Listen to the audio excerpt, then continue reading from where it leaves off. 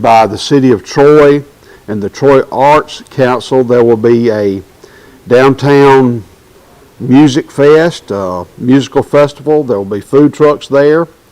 They have 3 entertainers lined up. Cameron DuBois, she is from Montgomery, Alabama originally. She lives in the Tennessee Valley area. Up and coming singer. She has a swampy rhythm and blues type of vibe, dubbed the Muscle Shoals Sound. That will start around 5 o'clock, 5:30 on the square in downtown Troy. Then you're going to have a group called Cashback. It's a tribute band to Johnny Cash and June Carter Cash. That's going to be a great show. And then to end the program will be Carson Carlisle.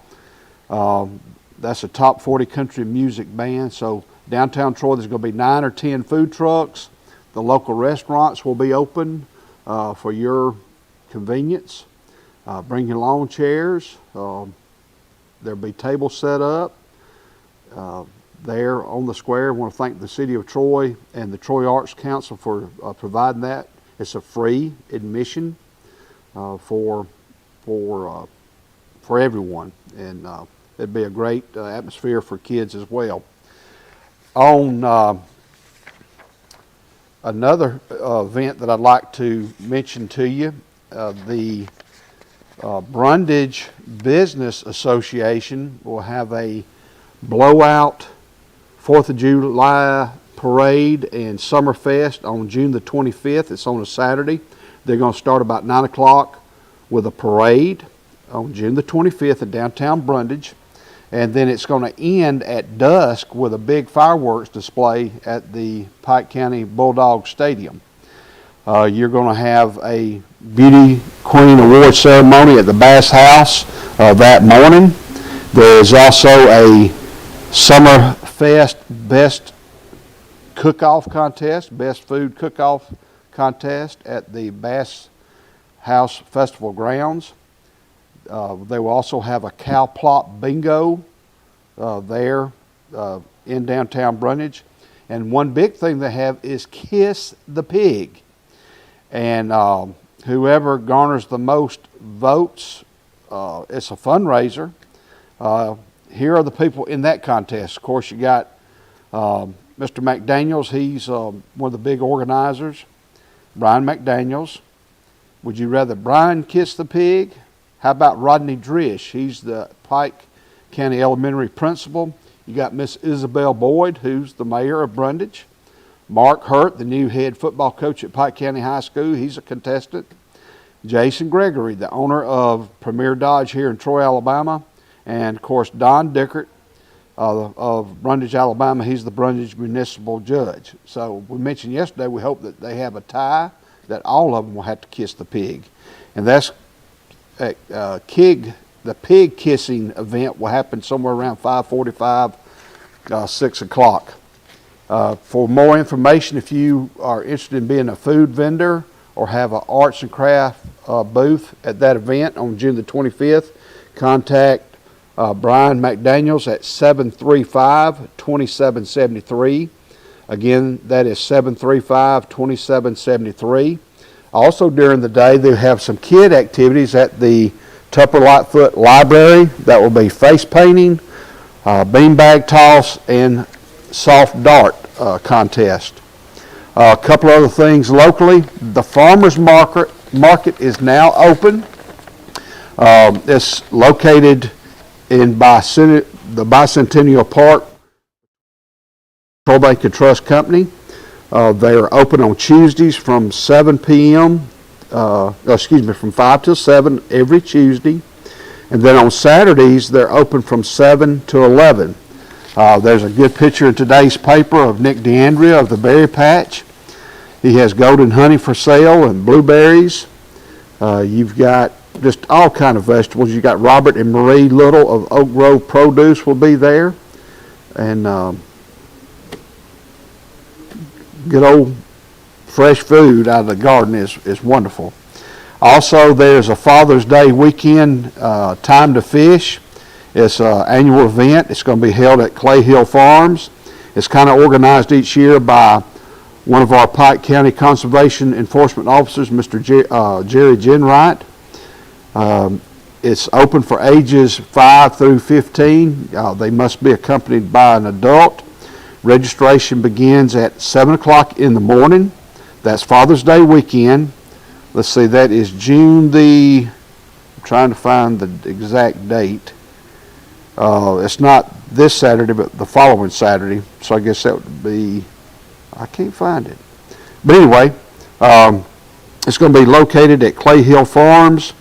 It's in the Pronto area of Alabama. If you leave Banks, by right, heading toward Brundage, within a mile or two, it will be, you take that road to your right, and the Clay Hill Farms is located down in there.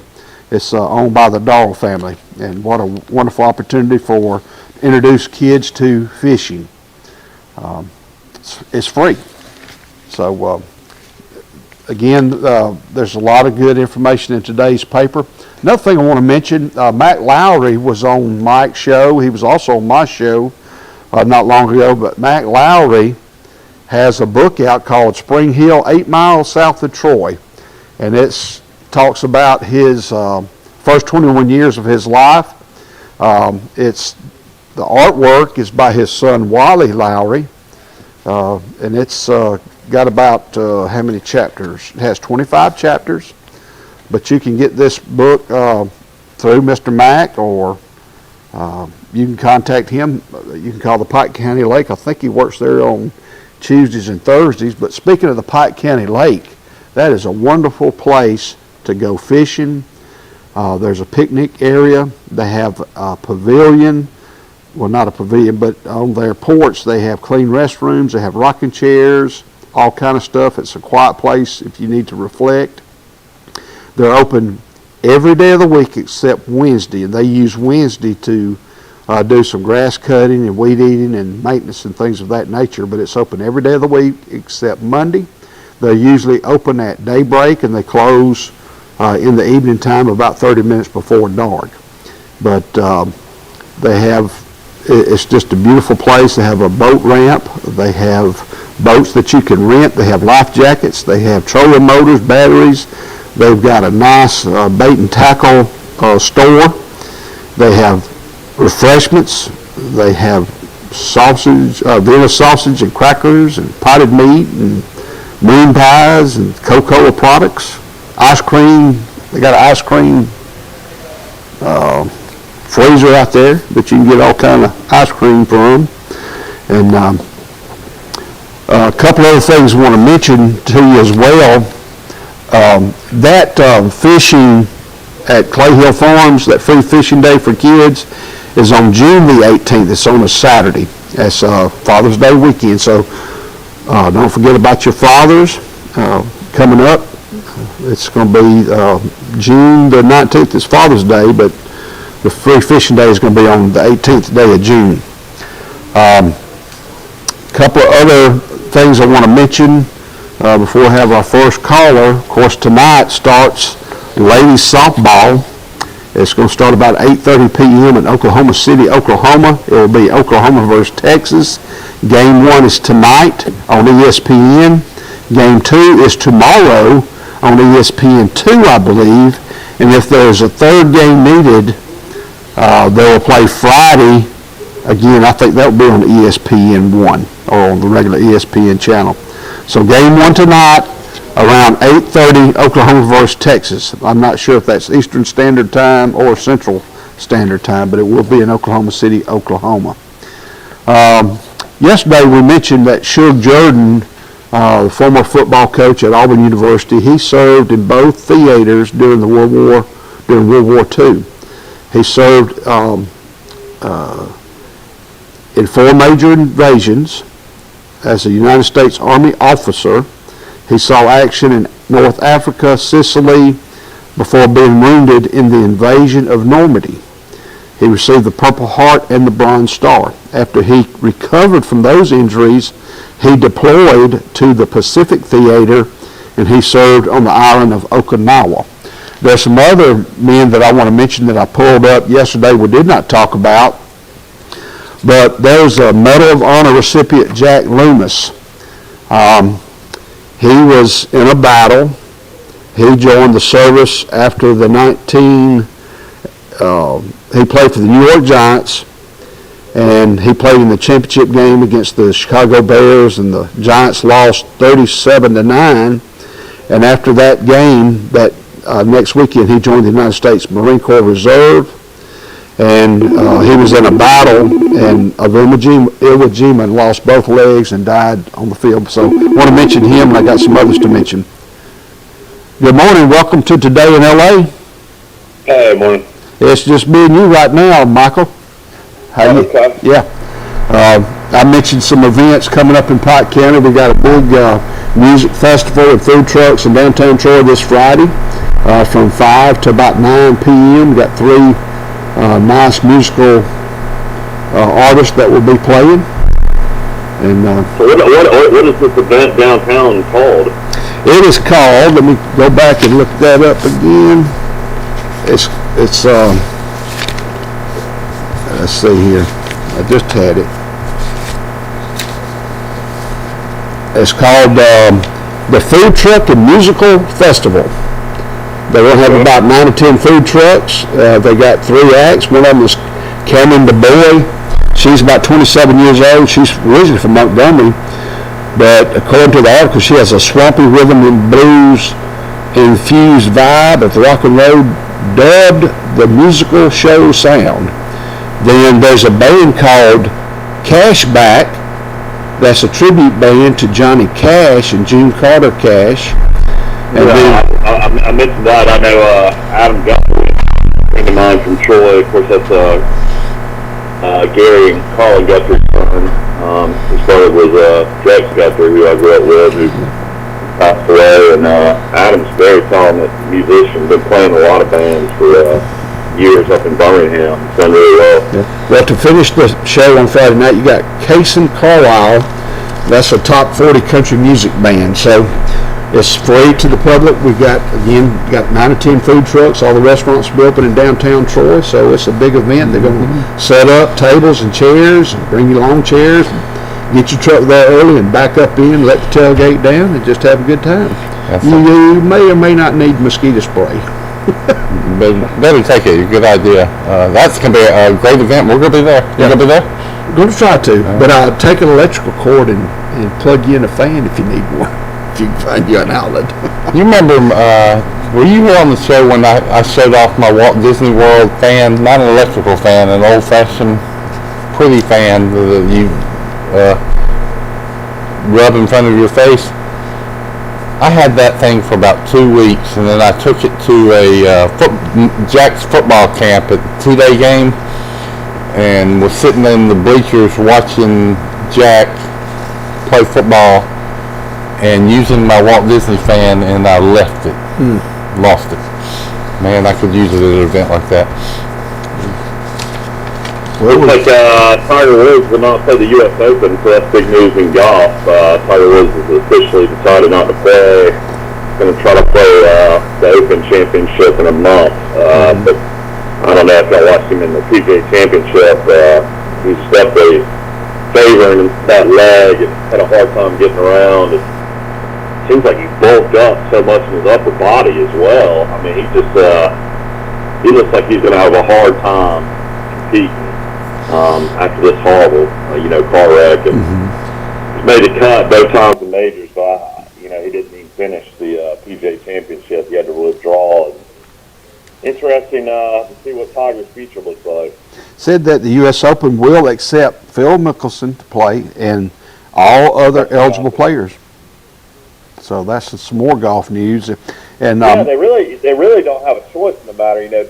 Mickelson won the PGA, so that guaranteed him 5 years to play in all the majors. And then Dustin Johnson has won a U.S. Open. So when you win a U.S. Open, you get to play 10 years. You're eligible for 10 years.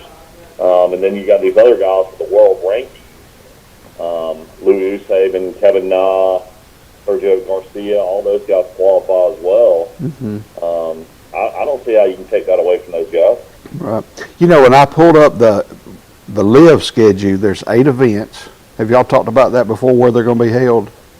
No, not all the Yeah. all the locations. Here's what I've got. London, The last one, I think, is in Burrell. Yeah. All right, London, England, June 9th through the 11th. Portland, Oregon, June 30th through July the 2nd. Bedminster, New Jersey, July 29th through the 31st. Boston, Massachusetts, September the 2nd through the 4th. Chicago, Illinois, September the 16th through the 18th. And they got a big October schedule. Bangkok, Thailand, October 7th through the 9th. Jeddah, Saudi Arabia, October 14th through the 16th. And Miami, Florida, October 27th through the 30th. So there are, 8 events. Yeah, good info for. And That's Trump's owns Doral, and that's where the championship's going to be. It's going to be played there. Trading Satsuma, football coach Ray Nelson steps down. Satsuma, I remember I played them back when I was in hospital. We played them 2 years. That's down around the Mobile area. yeah, that's north of Mobile. Mm-hmm. Another football job has come open. Yeah. Wow. Well, that's it. So those are pretty good cities right there. I didn't know that. Like Boston, Chicago, Miami, Portland, Oregon, London, England. Yeah, it's going to be on live.com. It's going to be on Facebook. It's going to be on YouTube television. If you want to watch it tomorrow morning, it'll actually be on right in the middle of our show tomorrow morning. I think it starts at about 6 a.m., 7 a.m. I wonder who they got to do the commentator, the on-course They got commentary. they got Jerry Foltz that has been a long time guy on NBC. A guy named Brian Anderson that's done work on TBS, TNT. Then they got some real famous, you know how popular soccer is all over in Europe. Some real famous soccer announcer is also going to be involved. Well, it's funny in one sense is that they've had a lot of events that Saudi Arabia has funded and have even been held in Saudi Arabia, and they haven't gotten near the blowback that the golf tournament has. It's just, you're right, it's a very interesting topic. And then the President of the United States is going to meet with this prince and the Saudi Arabians this week, isn't he? Or isn't he begging for them to give us more oil? I don't know, man. I don't watch the news. You'll have to ask somebody else. Yeah. I think I don't watch much of it either, Mark. All I know is I paid $4.80 for gas down here yesterday, so I don't know other than that. That's pretty brutal. I think the average price in California is over $6 a gallon. Yeah, I'm going there next week. I'm looking forward to it. You're gonna have to rent a car. Yeah, I already rented a car. Yeah. Yeah, and then you're gonna have to. You're gonna drive a lot. It sounds like, and then when you return those cars, don't you have to gas them up? Oh yeah, yeah. I've got to hopefully write all this off. You know, this is a business trip as well. Wow. Well, you're gonna spend $600, $700, $800 on gasoline. Sounds like. Yeah, we're going to be driving through the mountains too, so it's not going to be easy driving. Once we leave Napa, which is Philly as well, we're going to have to drive through the Sierra Nevada mountains to Tahoe, so it's going to be quite a journey. I'm just hoping I can maybe see a Sasquatch. Well, it's going to be a beautiful drive from everything I've heard, so I'm glad you're making it.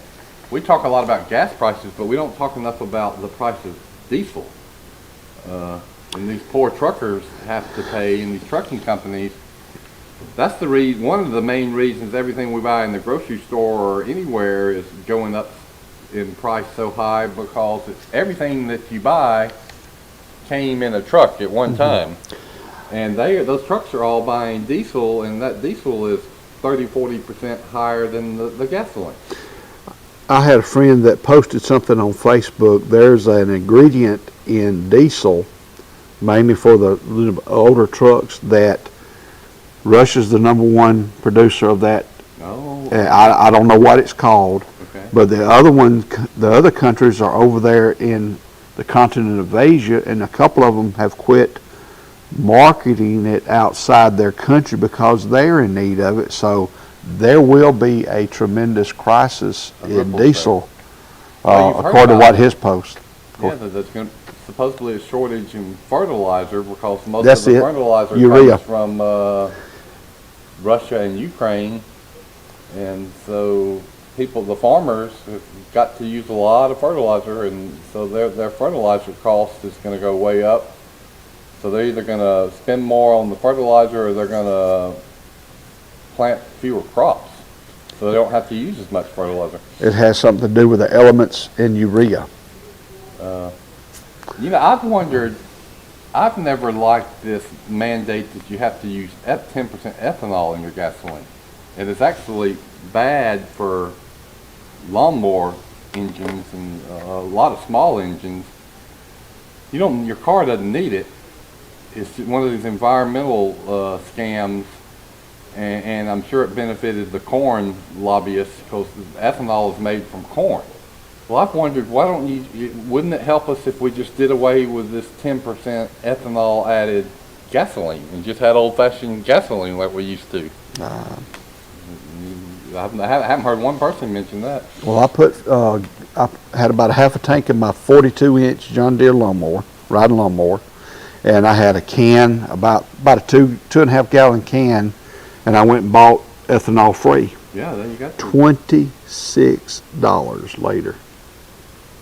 For how much? So the pipeline that was being built from $5 Canada or Alaska or whatever that was shut down after Biden was elected, I mean, was that finished or was that getting close to being finished? No, I don't think it was finished. And I think they were working I don't on know it. if it started. You're talking about the Anwar, the pipeline from Canada. Yeah. Yeah, they nixed it, and as far as I know, if they started on it, they didn't get that far along in it. So yeah, those projects are gone. Anwar is where you can't drill in Alaska, but then this pipeline, the pipeline project didn't come to fruition either. Angels fire their manager Joe Madden. The Angels will now lost 13 games in a row. Joe Madden was the skipper manager of the Tampa Bay Devil Rays when our good buddy Brian Meadows pitched for the Devil Rays, and Brian always raved about Joe Madden. What a great guy he was. Did Steve Trout get hurt yesterday after he hit a home run? What? Did who? Trout. I think he got hurt yesterday. Oh, I don't know. I hadn't read that. I just knew they had fired Madden before the game yesterday. They've now lost 13 in a row, and their record's only 27-30. So they were having a decent year before they lost these 13 in a row.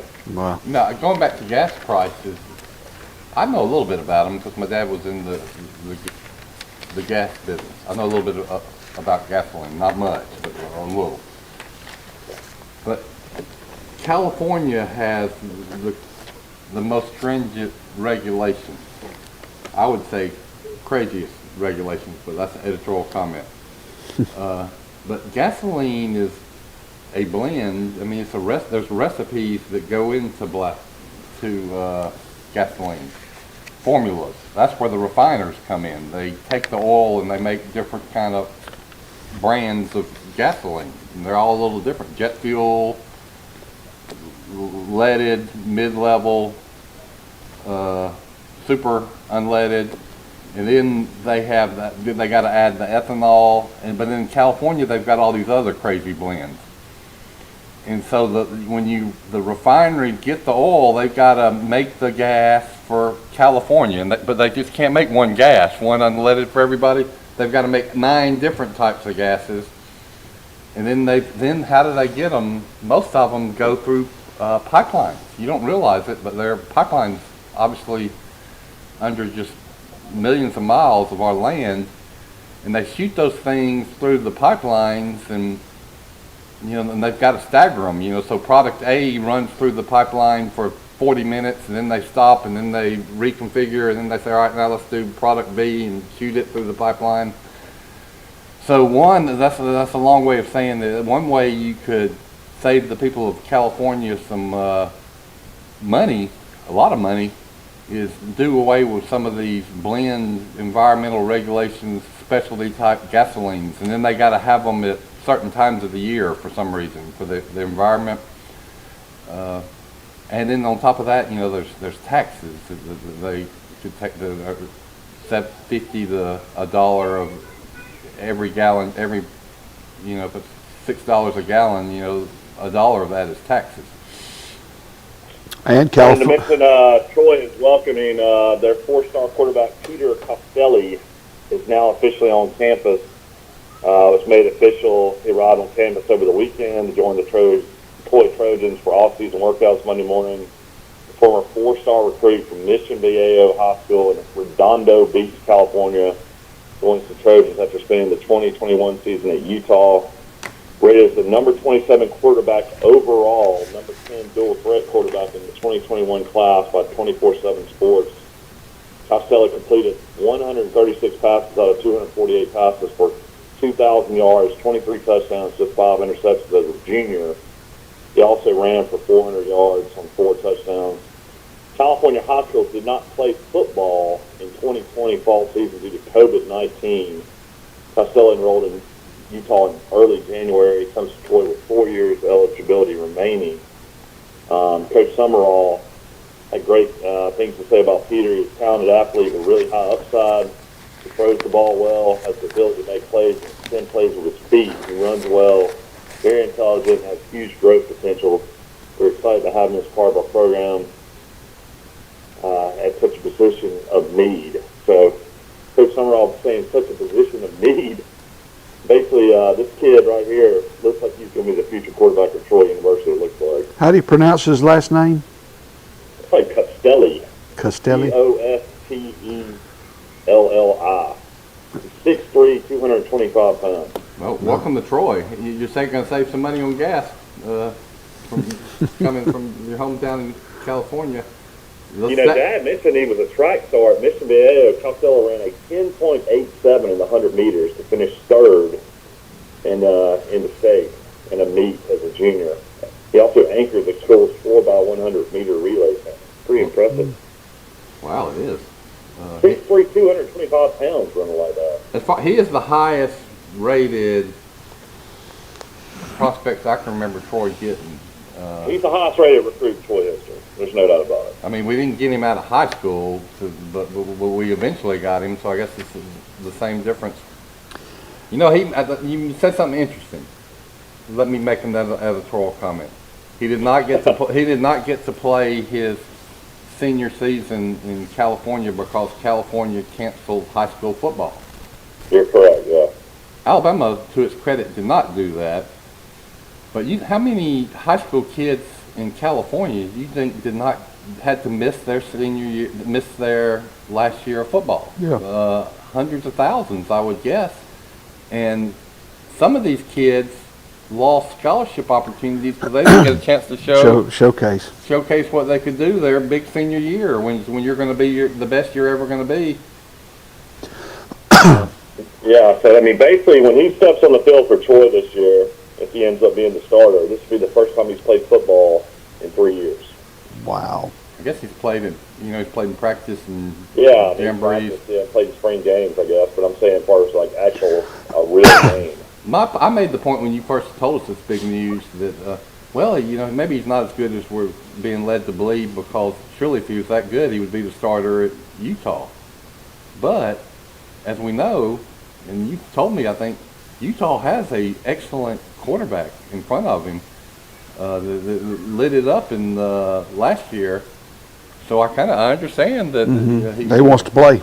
Yeah, I mean, Utah went to the Rose Bowl last year and had Ohio State beat. That was an unbelievable ball game. So, it's like having all the quarterbacks that Alabama had at one time: Tua, Jalen, and Mac Jones. There's only one guy that can start, and the others. That doesn't mean the others can't play. So. And they say, again, there was an article about Arch Manning high on Georgia. He's got a younger brother? No. He's got a younger brother named Heed, H-E-I-D. He's a sophomore. He's 6 foot, 220 pounds. He's a center. That's his younger brother. Arch Manning has a center. as a brother, and that he's Manning playing center. yeah, he's a big old boy. What is it in the gene pool of the Mannings? Gosh, they're good.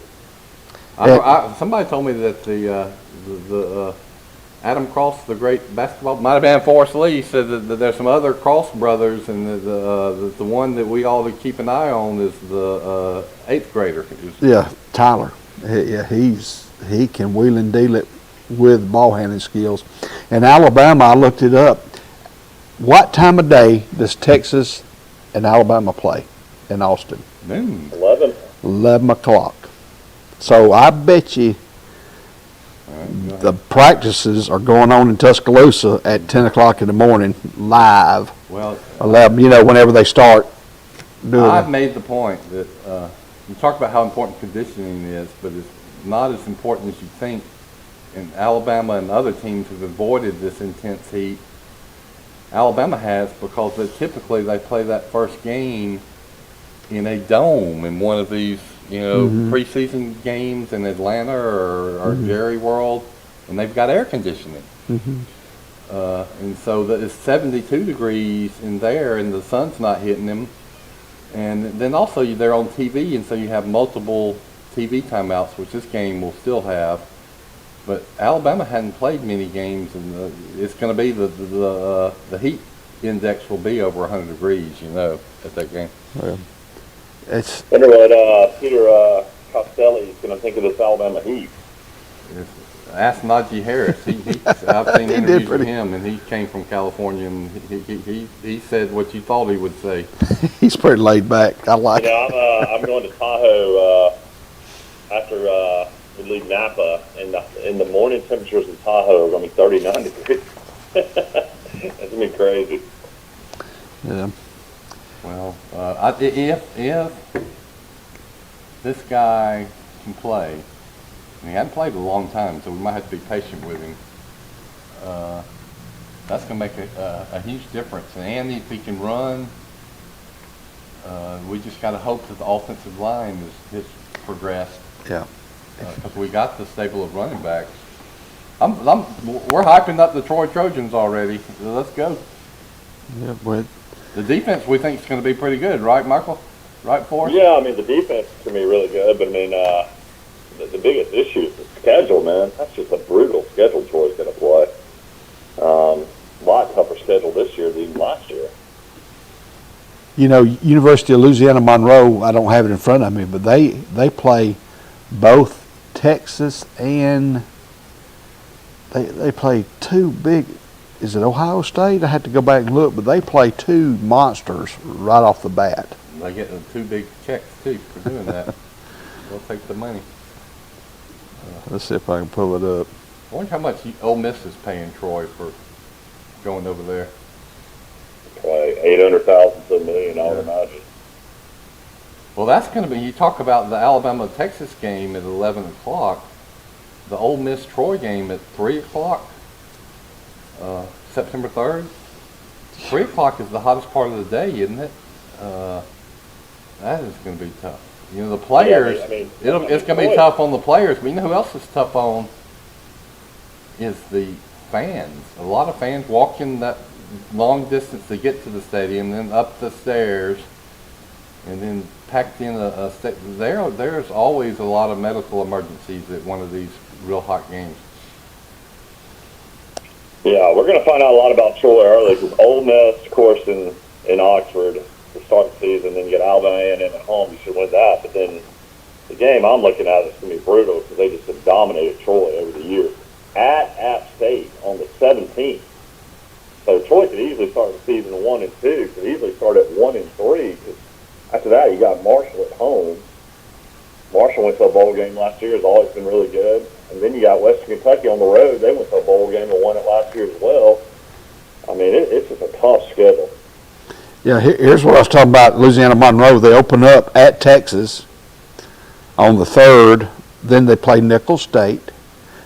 Then they travel to Tuscaloosa to play Alabama. So there you go. Alabama needs some revenge over those guys. We all remember 2007.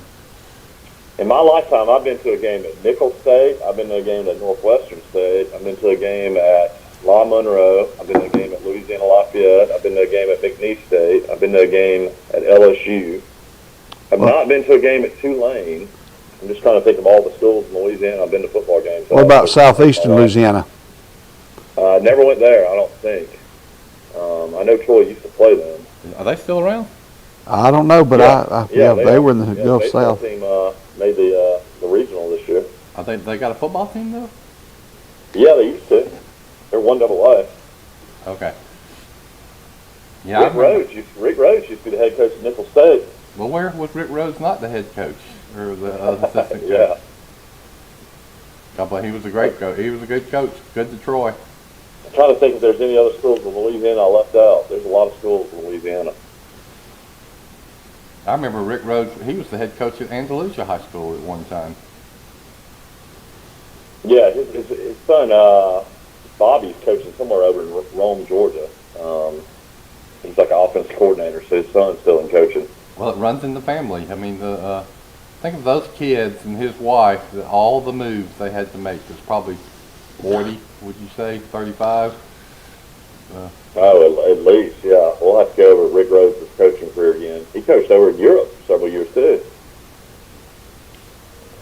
Well, I guess the kids grew up and they didn't make all of those moves, and some of them were before the kids were born. But the husband and the wife made about 40. But I guess you get used to it. You know how to do it when you've done that much. And the football coaches, when they make it, they pretty much live at the football facility. I mean, it's really not like they spend a lot of time hanging out with the dudes they meet in the community. It's all the fellow coaches and managers and their players. Yeah, that's true. I mean, Coach Gailey, who was in Troy not too long ago, was at a lot of places as well. It's hard to believe Shane Gailey was offense coordinator for the Miami Dolphins too his rookie season. That's how long he was in coaching. Yeah. Well. Now, y'all reading up on Deshaun Watson? I mean, this Yes. quarterback from Clemson. I mean, how in the world an organization could want this guy to be their starting quarterback? 2 more last week. The Browns just signed him for $200 million. I mean, he's got so many cases against him of sexual misconduct. It's saying now he visited 66 massage parlors in the last year and a half. I mean, how in the world could these higher ups? I mean, I know he's a talented guy and a talented player, but, I mean... Isn't that where they visited a facility or motel provided by the Houston Texans? It's something. It's just one of those type things, though. I mean, off the field, the character issues. I mean, this is like, I just can't believe they would invest $200 million in this guy knowing all this. I'm insane. Yeah, I can't even. Didn't they do their? This isn't in it. It's like the movie producer Harvey Weinstein. That was. Yeah, Weinstein. Yeah. That was exploiting and abusing these actresses his whole life as a producer, and it's just one after another. It's a pattern. They don't stop once these people start doing it. Wasn't there something about $100,000 for each alleged person would have received, but all of them had to agree to it? All of them agreed except 3. So there was an article. There's something there too, but I remember the kid in interviews like before the national championship game against Alabama, and of course, he played phenomenal for Clemson and all this and that, and just seemed like a really just great kid. And it's just amazing what happened. Not the first time this has happened, but man, I just can't imagine a fan base wants to rally around a guy like this. No, I can't either. I've done a lot of research into Jeffrey Epstein. I was doing a lot of Epstein research before I started doing a lot of COVID research. And you talk about these payoffs. That's what Epstein did with all these girls that worked for him. You said there was one of them, 1 or 2 that came out and named names like Prince Andrew and all these senators and business people. But most of them have been quiet. You know why? every one of them were paid off. They did these exact same settlements you're talking about, and the lawyers paid them who knows how much, because you can't announce how much you pay them. But when you pay them off, there's a can't talk about this clause in there, and it's just non-disclosure clause. Thank you. It's a non-disclosure clause, and it's, I would say, hundreds of girls signed this. And so that's hundreds of girls that you're never going to get the truth from, that they were bought off. I'll let you do that call. We got a call. Good morning. You are on Today in L.A. Hey, Bill. Will Matthews. Hey, Will. Hey, Will. We are talking about sports. Jeffrey Epstein, Harvey Weinstein, Deshaun Watson. I was talking about ethanol and gasoline earlier. What do you want to talk about? Well, this live golf thing looks like it's going to take off. Yeah, we talked Yeah, about it that. looks like the PGA Tour is starting to get a little nervous, and then with the majors allowing these guys to play, it looks like, you know, I mean, these guys that are so accomplished, like Mickelson and Dustin Johnson, you know, if they can make all these millions of dollars, which they're already going to be paid up front, and then they can still play the majors, I mean, shoot, that's all really these guys care about. Yeah. Did you see the guy who was kind of the spokesman defending the players at a press conference yesterday was Graham McDowell? Is that his name, Will and Michael? Yes. Yes. He won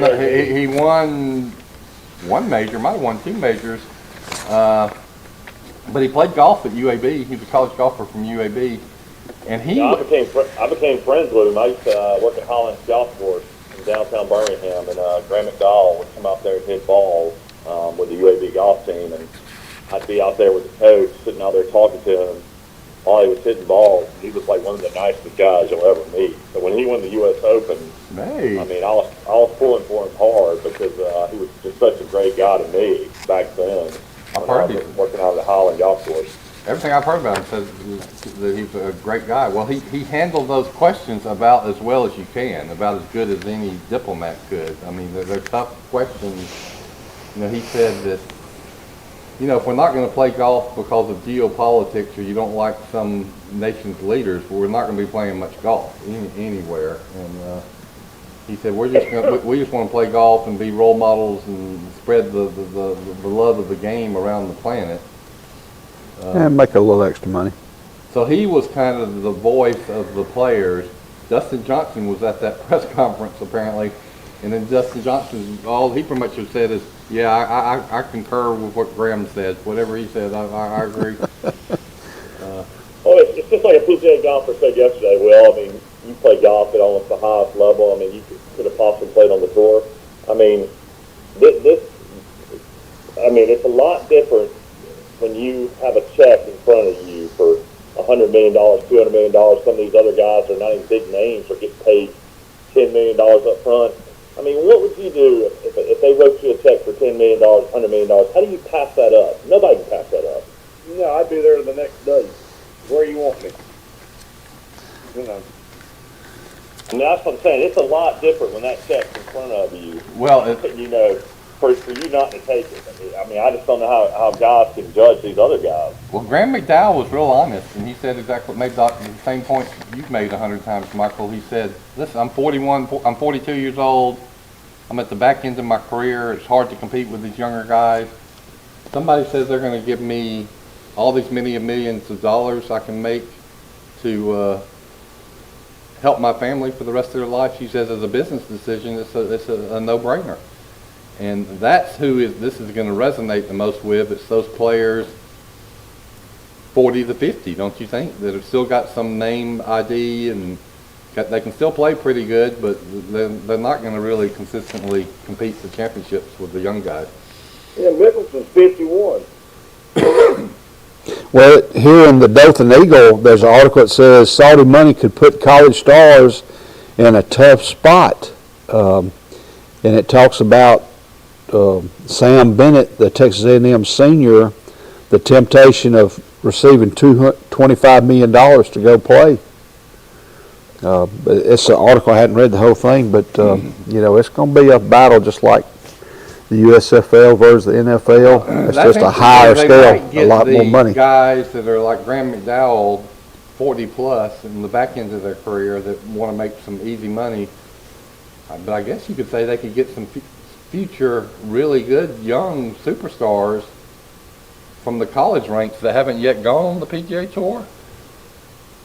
Man, if I was those guys, I might, because you can go over there and you can beat these old guys. Isn't that right, Will? You can take that $20 million first place purse.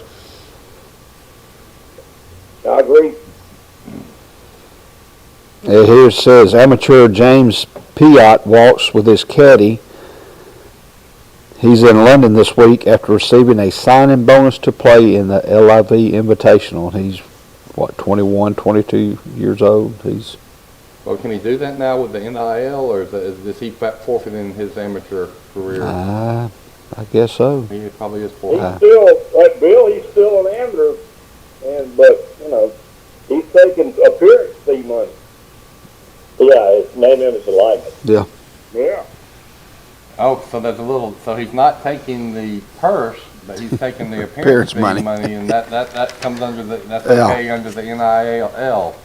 And some of these guys can turn pro because they've never joined the PGA Tour, they never played the Korn Ferry Tour, so these guys have it made right now. So if they play LIV for a couple of years, they can still join the PGA Tour because they never played it. They're not violating the PGA Tour policy. I'd like a $10 million. Having to resign because they're PGA Tour members. Yeah, that's a good point too. So as we're hashing this out, we're spitballing it, brainstorming. Seems like here's what they're doing: get the Dustin Johnsons and the Graham McDowells and the people that are a little older that want to make some easy money that still got some name ID, and then get some of these hotshot young guys that haven't yet gone on the tour. Phil Mickelson what? Resigned from the tour or not? No, he is not. He said he's not going to talk about that. Bubba Watson, if Bubba Watson went and blew out his knee, Bubba had surgery. A lot of people say Bubba Watson was going to get on this tour as well, but he's having to rehab. Ricky Fowler, they say he's going to end up on it. You're hearing Justin Rhodes' name. There's 3 or 4 guys I think are going to see what happens in London. You'll have more guys playing the next event in Oregon. It's going to be interesting. I mean, my opinion is I like the fact there's options and more golf and a rival league and stuff like that. It doesn't bother me, but I mean, I know a traditionalist, that grew up watching the PGA Tour, it probably is something they don't want to see. But I mean, you got European Tour, you got the Asian Tour, you got all these other tours throughout the country. Canada's got a tour, Latin American Tour. I mean, there's a lot of different tours in there, Will. Absolutely. Well, here's a question I have. Take out the fact, say that all these billions of dollars in purse guaranteed money wasn't coming from this Saudi Arabian fund. Say it was coming from Bill Gates, who also has that type of money. Would this be as much an issue? Well, don't you think everybody would have jumped at it? The only thing that's really tainting it is this is perceived as blood money from an oppressive regime, and the leader of this fund that is providing all this money is a prince so-and-so. He's the second in charge in Saudi Arabia. As I keep saying, he ordered the assassination of a dissident journalist he did not like. They persuaded him by a ruse to go to some embassy of a country that was kind of an ally of Saudi Arabia. He wanted to get a marriage certificate for this girl he wanted to marry. It was in Turkey. All right, so he goes in there. There's videotape of him going in there from outside. Everybody knows he's going in there. That's it. The guy's never seen again. And then it comes out, U.S. intelligence agency even say it, there were 12 people over there that were sent by this prince from Saudi Arabia in an airplane for the express purpose of killing this guy. They kill him in a boardroom. They cut up his body in the boardroom and remove his body parts from the embassy. His body parts have never been found. Saudi Arabia pretty much admits they did it. They say they had a trial, which of course nobody could see, and they convict 4 or 5 of these accomplices that they were ordered to do this by. So the guy that ordered them to do it, who else would do that? It was of course the main prince. So in other words, you got this guy that is the number 1 guy, number 2 guy in Saudi Arabia that ordered a gruesome assassination, and he got away with it, and now he's trying to smooth over the image of Saudi Arabia by getting elite athletes to come and support their league. So that's the backstory that nobody really wants. Well, the people are talking about it. If you read the stories, they'll talk about it. The guy's name was Khashoggi. He wrote columns for the Washington Post. So you would think that the journalists in America would say, this is a colleague of ours that was brutally murdered, and there's been no justice for his murder. Looks like what you talked about, Forrest. The Denver Broncos now are officially owned by Rob Walton and his daughter Carrie Walton Tenner. So the Walmart heirs now own the Denver Broncos for $4.65 billion. That's what they bought the Broncos for. Mm-hmm. There you go. Well, see, You want to take a break? Yeah, but Yes. I tell that story and everybody gets nervous. I can tell you, it's like, oh no, don't. I mean, that's the world we live in. That you don't talk about this. They might come get us. Well, ladies and gentlemen, we're going to take a quick break, and we'll be back with with Today in L.A. with Michael Amos calling in from Florida. I'm Forrest. This is Bill, and we're filling in for Mike, and we'll be back. Bill Smith. And we got.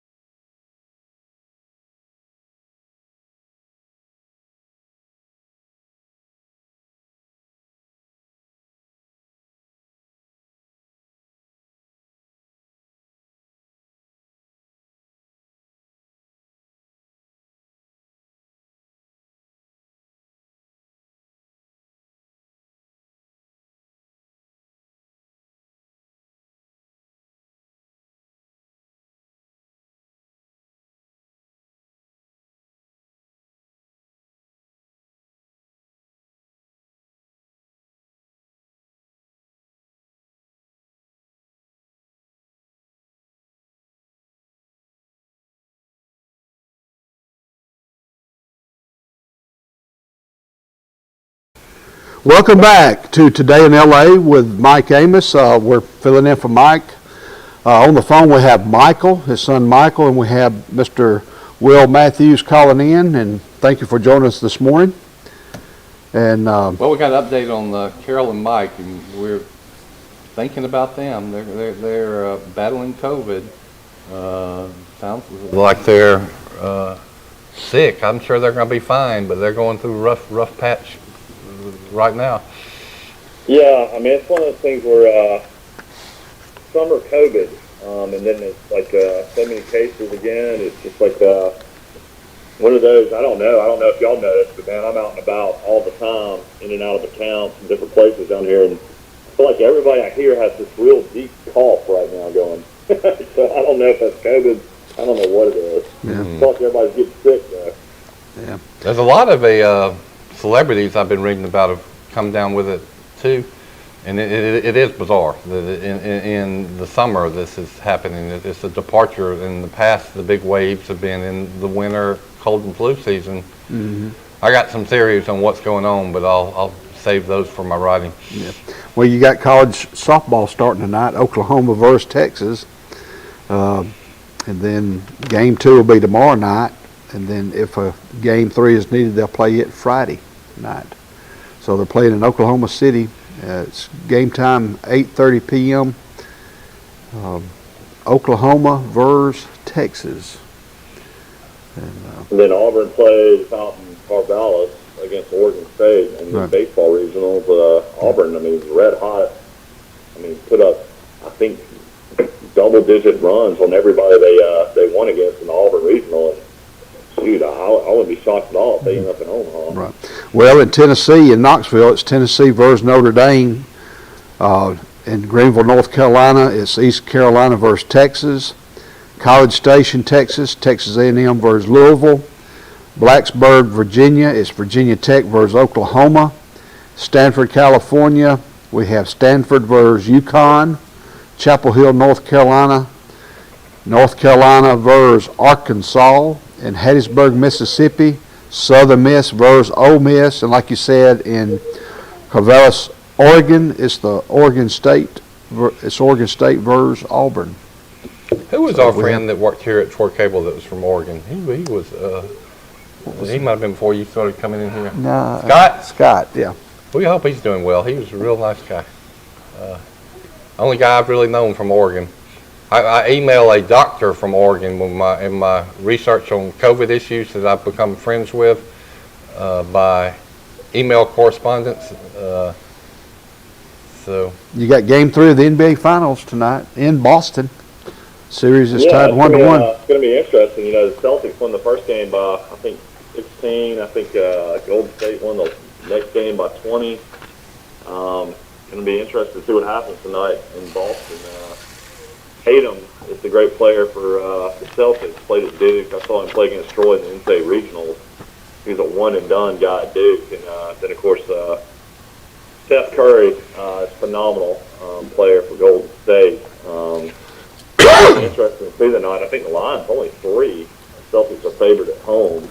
Should be a raucous crowd in the Garden. So Yep. They definitely play. watch some of that. They play tonight and Friday in Boston, and they go back to Golden State on Monday. I'd like to see a basketball game. I read an article about all the guys that transferred out of Alabama's football program. Of course, Alabama's brought in 5 or 6 huge names, but Alabama's got to fill these scholarships. I mean, when are they going to start bringing some guys in from the portal to help hold dummies or just to have enough guys to practice with? I mean, I know they'll have a lot of walk-ons involved, but, I mean, Alabama's going to have a lot more guys.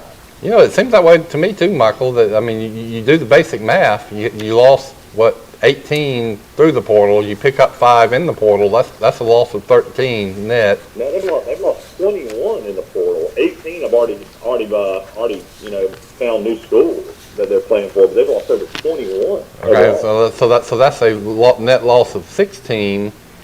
Then you've got all the players that graduated or decided to go out for the pros earlier. That's about 12 or 13. Then that doesn't even count the players that didn't make the pros. So so they probably lost another 20. So that's 36 players and less 85. That takes you down to about 50 scholarships. It would seem like to me. Let's say, I mean, you have a signing class coming in. Well, then you add the signing class, I guess, we'll say 22. That sounds dire. I think Alabama might lose the game if that's through all that, Well, you add in the 22 or 23 you signed this year, so here's my back of the napkin, back of the envelope calculation. I'd say Alabama's got about 12 or 13 scholarships they could give and still be under the 85. But you can only take the guys that are currently in the portal there. The portal ended, May 1st, I believe, so there's nobody else you could, get into the portal now. That's all been shut down. So you basically, I'm sure Alabama can have their hand pick of whoever they want, but just kind of interesting. It's kind of all slowed down all of a sudden. Well, it gets down to depth issues. Alabama was 72 players, and most of these freshmen aren't going to play. So you really only got about 40 or 50 players that are going to really help you. Well, then you start getting some injuries, which Alabama has every year. Look at what happened last year, and you're not going to be able to make it through a season. Keep winning. Yeah, Alabama's got to replace both offensive tackles. That's one thing they definitely have got to find. The Steen guy, Sandy, plays guard and tackle. So I think they'll probably move him out to where Evan Neal was. I think he's going to tackle, Michael. That's what it looks like. Of course, any Vanderbilt guy's got to be a great player, don't you think, Will? Well, he was Vanderbilt's best player. Think about this. They got Georgia Tech's best player. They got Vanderbilt's best player. How would you feel if you were Vandy or Georgia Tech? You finally get a good player, and then he's gone. Well, they got Louisville's arguably best player or biggest game breaker. Louisville's best player.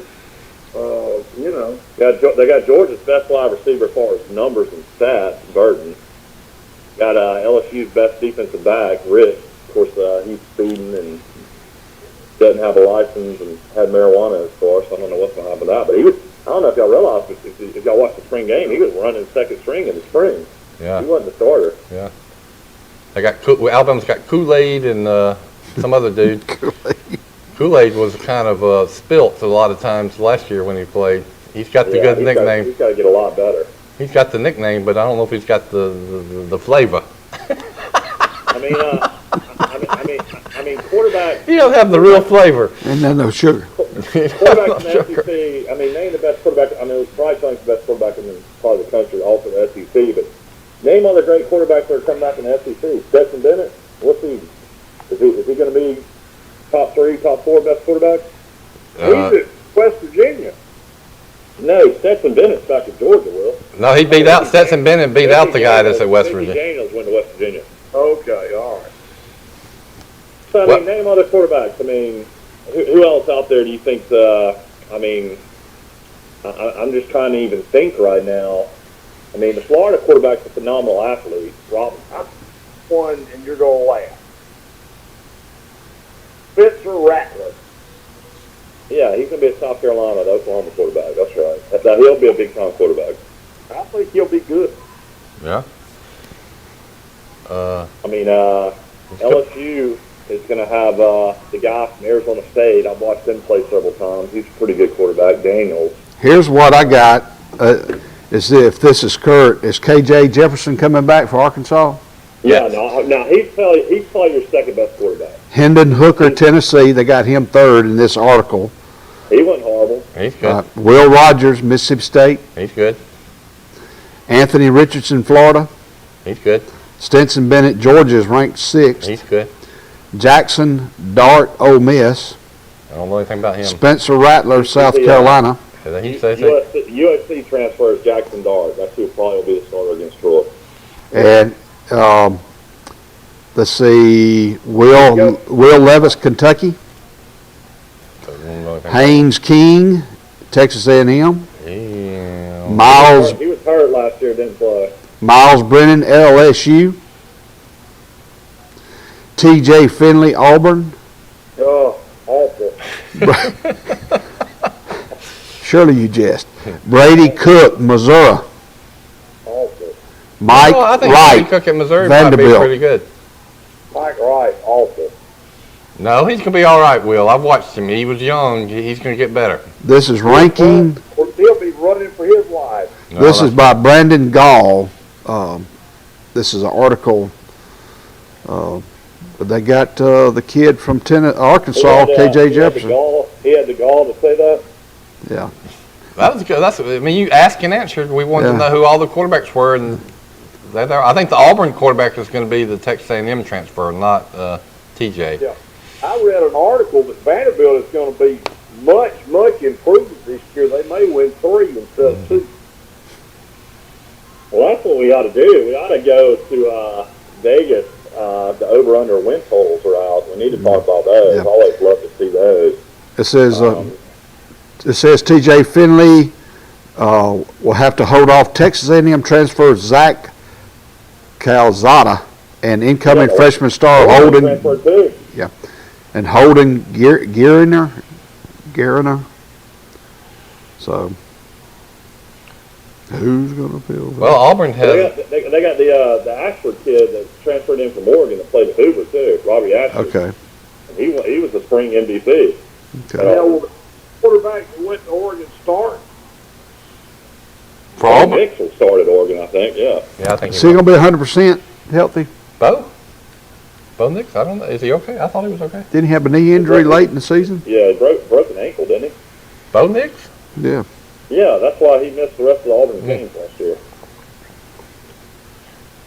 I guess he did. That's why Finley came in. You know, Bo Nix is he's kind of like, I'm going to compare him to Brody Kroll. It was this guy that's supposed to be the savior, highly touted, bloodlines, a legacy, 5-star pick, and you say, oh, we get this guy, we're going to compete for national championships every year, and it just never panned out. All right, here's the over/under win total for 2022. This is where it's a 12-game schedule, so it doesn't count the bowls. Alabama's 10.5. Over. Yeah, I like Alabama over 10.5 a lot. That means Alabama would have to lose twice. Yeah, I like it. Over. Man, let me put that in today. Well, talk to me. This is from May 28th, so this is only like a week ago. Other teams of interest, Arkansas 7.5. I kind of like that too. Over. We mentioned this earlier. This is a really brutal Auburn schedule. Auburn's rebuilding in a lot of aspects as well. They're coming off a six-game losing streak at Auburn. Is that correct? Yes. Auburn 6.5 over/under. I think Auburn didn't have a 6-game losing streak because they always play some little small school right before the Alabama game, which they played Alabama State or somebody like that. They didn't last year, Bill. Oh, they didn't? Yeah, they lost 6 in a row. Auburn was 6-2 and lost the last 6. All right, I'm staying corrected. Yeah. You are right. They used to play a bad game, but last year they had to play Arkansas, I think, or somebody. Actually, I'm wrong. Auburn was 6-2 and lost the last 5. They lost 5 in a row to finish the season because they finished 6-7. Yeah. All right. So what? Auburn, y'all think they'll be over 6.5 or under? Under. Under. What do you think, Forrest? Can go over. Under. I don't know. All right. Interesting here is Clemson. Clemson. A lot of people are kind of shocked. They did win 10 games last year, but it was counting the bowl. Clemson is 10.5 in the ACC. I'm going to change Auburn. I remember us going through Auburn's schedule and saying, hey, Auburn could win most of those games early on. I'm changing Auburn. They play the first 5 games at home. I'm going Auburn over, and I think that's a very, very good bet. Jump on that if you can get it. Clemson 10.5. That's a lot. Clemson is probably going to bounce back over. They were 10-3 last year. Or 10-2. Let's see. I'm gonna say they go 10-2. I'm gonna say under. Well, they're in the ACC. Who can beat them? Well, they play Georgia Tech, Furman, La Tech, Wake Forest, North Carolina, Boston College, Florida State, Notre Dame. They play Notre Dame. Better. NC State was really good last year. No, everybody forces just called out. Clemson's going to be a prohibitive favorite over all those. I bet you nobody remembers who won the ACC last year. Clemson. Pittsburgh, that's right. Did you ever think of Pittsburgh winning the ACC or even Pittsburgh being in the ACC? Clemson roll the tables. I think over with a gold star. Auburn and Clemson so far your gold star over picks. All right. Interesting here. Florida 7.5. Billy Napier's first year. I like Florida to win 8 at least. I like that too. I think Billy Napier is a good coach. Let me look at this schedule. And then Florida State has been down for years. This is over/under win total for 2022 college football season. Florida State 7.5. Surely they can get to 7.5. Something. Florida State is come off the rails just like Miami came off the rails. I'm not bullish. Well, I'm bearish on Florida State, under on Florida State. Then you got the Georgia Bulldogs, defending national champions, Stetson Bennett back at quarterback. I mean, they lost a ton of guys to the draft. I think 15 guys got drafted, maybe a record, maybe 16. Georgia's 10.5. Where would they play Tennessee? Where do they play Tennessee? Do we know? In Georgia, yeah, they played Tennessee at Tennessee last year.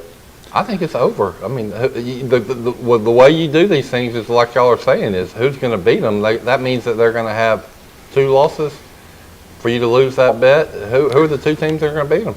Well, Bo Nix comes back to Georgia to play. Yeah, they open up with Oregon. Yeah. They'll beat the crap out of Oregon. I think that's going to be in the Dome, I feel like Mercedes-Benz. all the national championship will do is give them even more confidence. I like them to cover the 10.5. I like them to win 11. Michael, who was the Georgia quarterback in the national championship game? Stetson Bennett. I thought he left.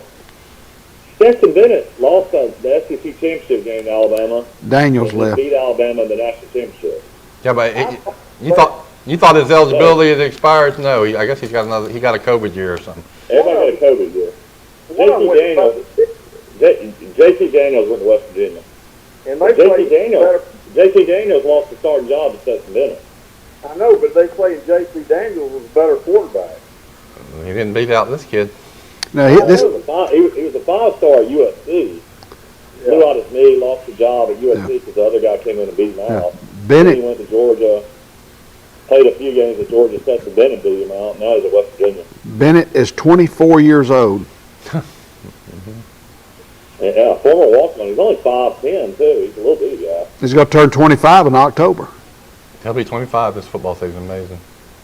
All right, Kentucky. This is the largest win total. Prediction of a win total ever for Kentucky.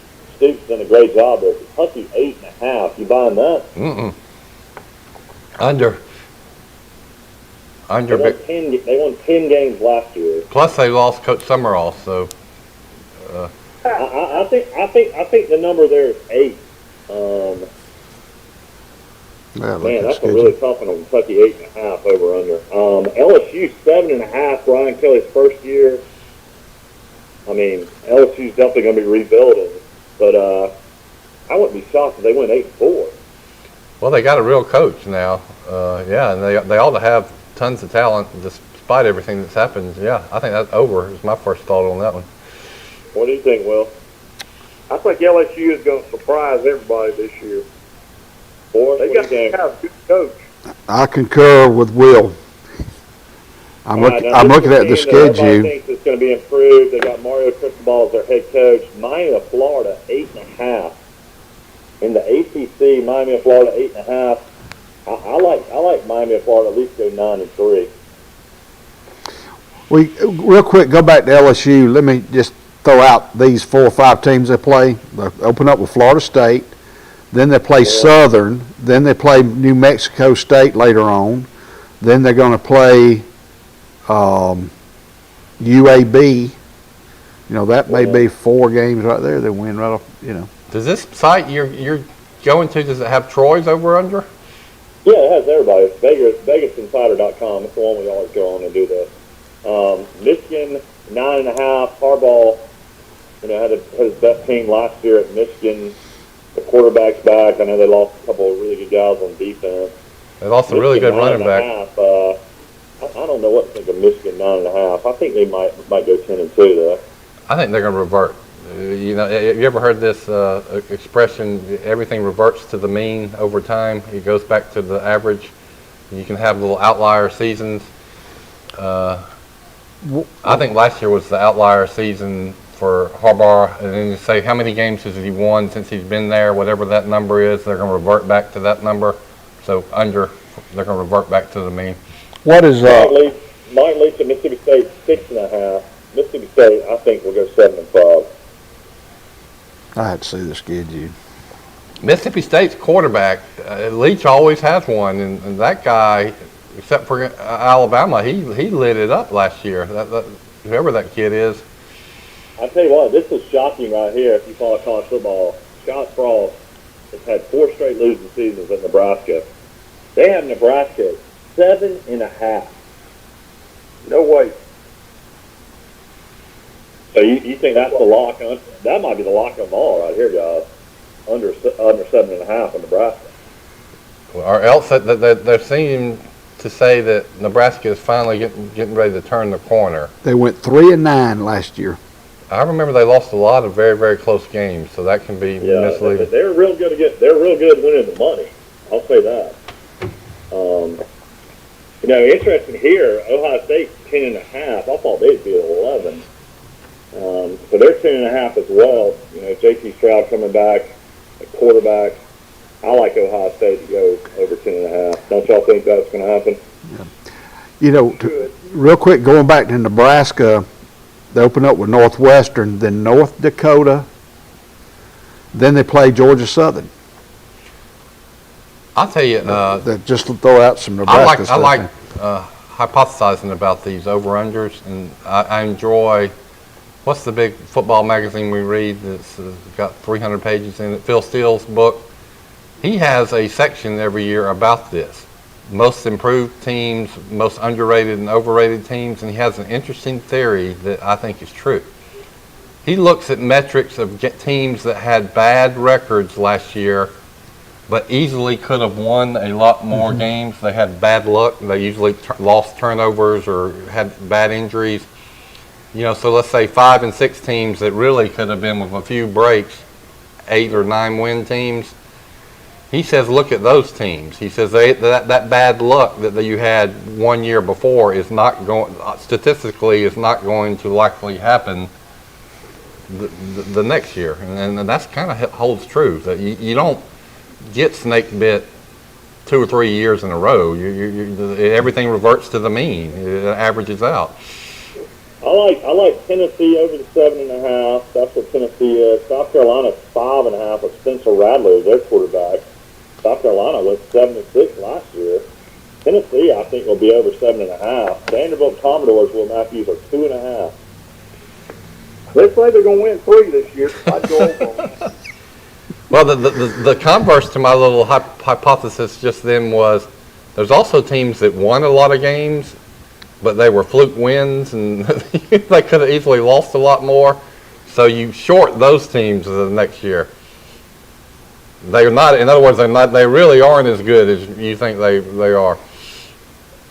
I'll tell you, a guy that's got to win as a coach is Neil Brown. This is his 4th year at West Virginia. This is a make or break year for sure. 5.5. I really, really like West Virginia to be over 5.5. I want to give you an example of the teams.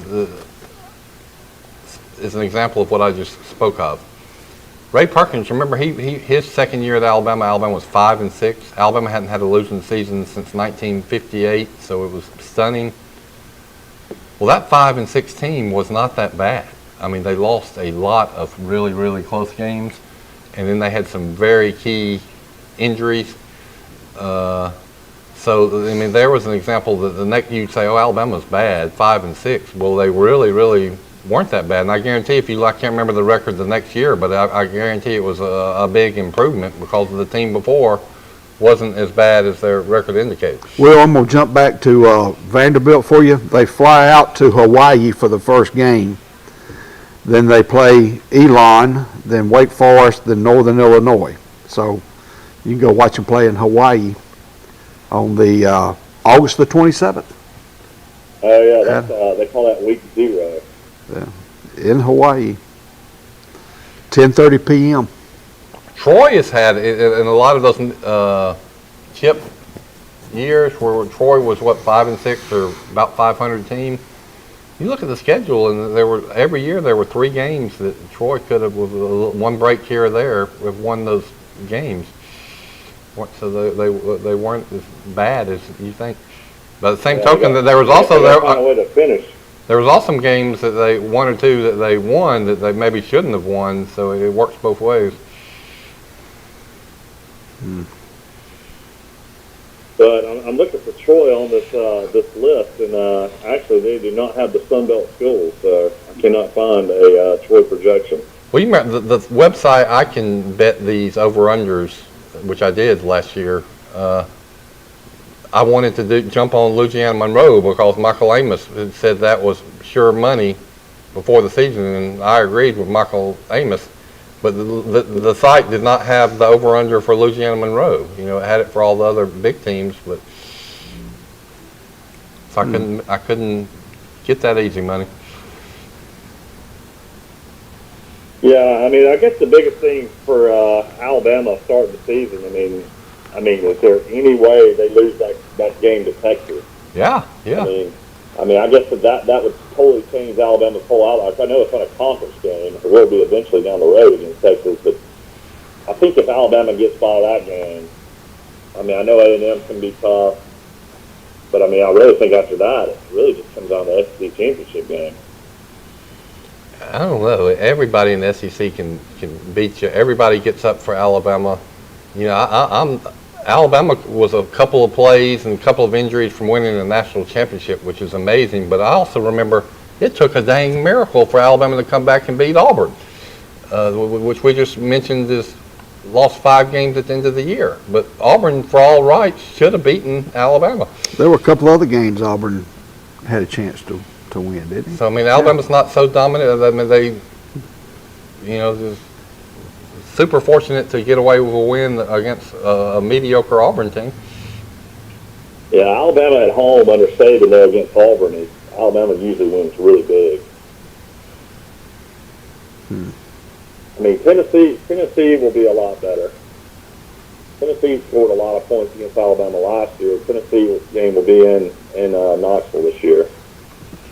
I would say just look at the games that are no doubt locks. And you go down the SEC West, there is no lock victory. Do y'all see one?